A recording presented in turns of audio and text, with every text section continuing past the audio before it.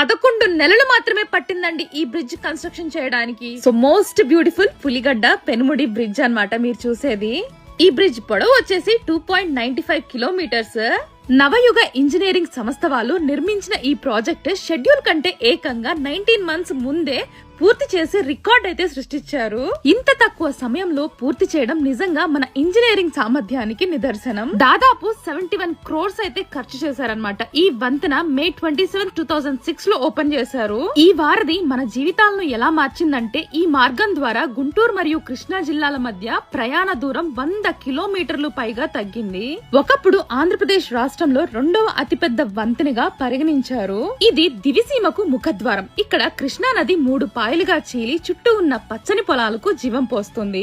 వంతెన కింద ప్రశాంతంగా సాగే పడవ ప్రయాణాలు, ఇక్కడ సన్సెట్స్ చాలా బాగుంటాయి. సో ఫోటోగ్రాఫర్స్ అయినా టూరిస్టులైనా గానీ సో తమ కెమెరాస్ లో బంధించడానికి ఇక్కడ వస్తూ ఉంటారు. మన గుంటూరు నుంచి అయితే 75 కిలోమీటర్స్, రేపల్ల వాళ్ళకి జస్ట్ 6 కిలోమీటర్స్ మాత్రమే. సో ఇక్కడ నుంచి చూడవలసిన ప్రాంతాలు అంటే మోపిదేవి సుబ్రహ్మణ్య స్వామి టెంపుల్ చూసుకొని హంసల దీవి కూడా వెళ్ళొచ్చు అనమాట. జస్ట్ 30 కిలోమీటర్స్ దూరంలోనే ఉంటుంది. ఈ వీడియోని సేవ్ చేసుకోండి, అలానే ఫ్రెండ్స్ కి షేర్ చేయండి.